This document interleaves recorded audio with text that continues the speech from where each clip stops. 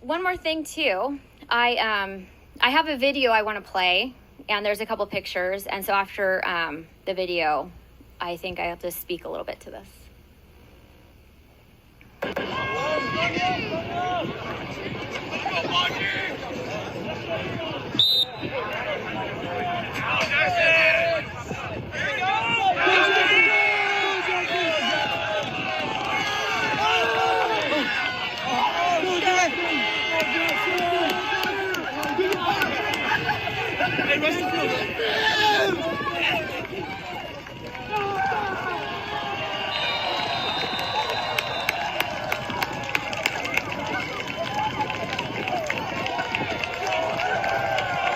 So what we're seeing was the Esperanza Yorba Linda JV football game the other day, and I'm going to try really hard because I was there to see it. As you can see on the picture on the right, this is the Yorba Linda JV team and the Esperanza JV team. We have a special education student who has been playing football there since his freshman year. And this year, he has been involved in the plays. He has been involved in the varsity. As you see on the left, number 50, the captain for the Yorba Linda High School game that night, it was this student. And I just want to give a huge shout out. I know we have a lot of amazing teachers and coaches, and inclusion's been a big part of them. But for something like this is just such an amazing example of inclusion and what our special ed department is all about, and this is what we are seeking, and trying to better ourselves for. And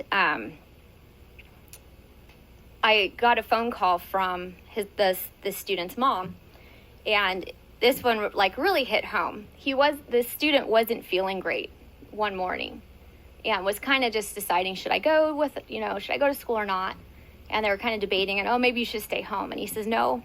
He says, Mom, I'm going to go to school, and my teammates are going to take care of me. And so just knowing that this student has had this opportunity, and I will say the head coach of Esperanza is J.P. Presley, and he is a special education teacher. And so he understands this, and I just really thank him for giving this kid such an experience, and for for believing in him and having this student believe in himself. It's just been an amazing thing to see.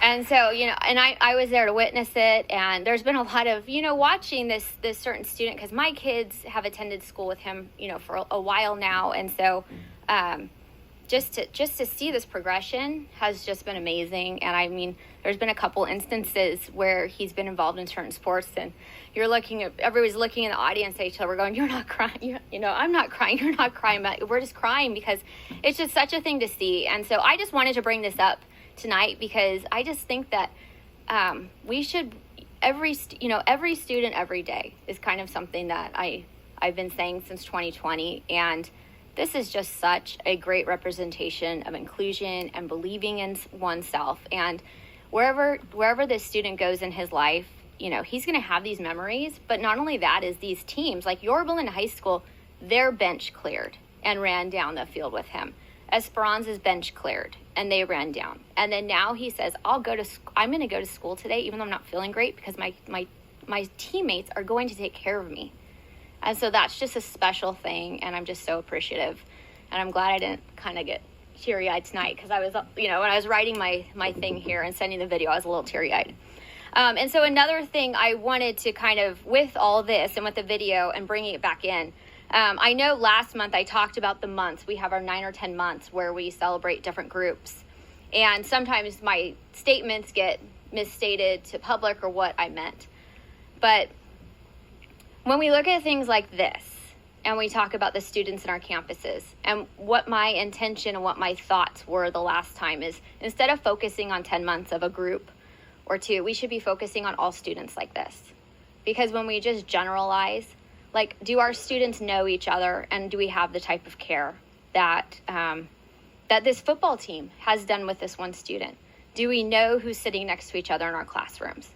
And so my intention is not to take away months or to do things. It's how can we better implement that all of our students are noticed and all of our students are recognized? And how do we facilitate these type of relationships where we feel our students are just taking care of each other and we really know each other? Like I have one of my sons at Yorba Linda High School. We have a carpool partner that, they're of the Muslim religion. And since we know them well and we talk to them, we know that there are certain times during Ramadan that we're going to drive a certain carpool at a certain time because they've been fasting all day and they need to feed their young kids. And so because we know them, because we've been invested and we've learned more about them, we understand and we know more about their religion, and we know about their culture, and we know about them. And so that's the things I'm talking about. It wasn't to take away groups and take away months. It was to say there's more than 10 groups, religions, ethnic groups in these classrooms.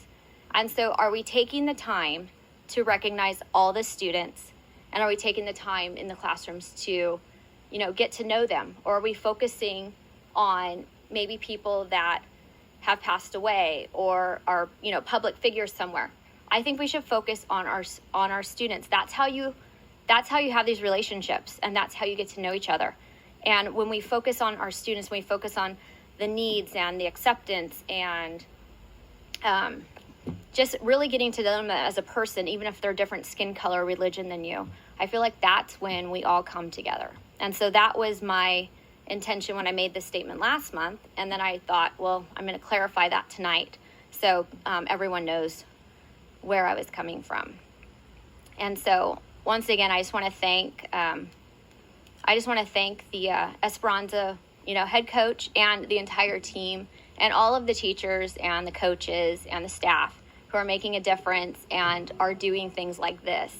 And we might not all see it, but we recognize it, and you're very much appreciated. And then finally,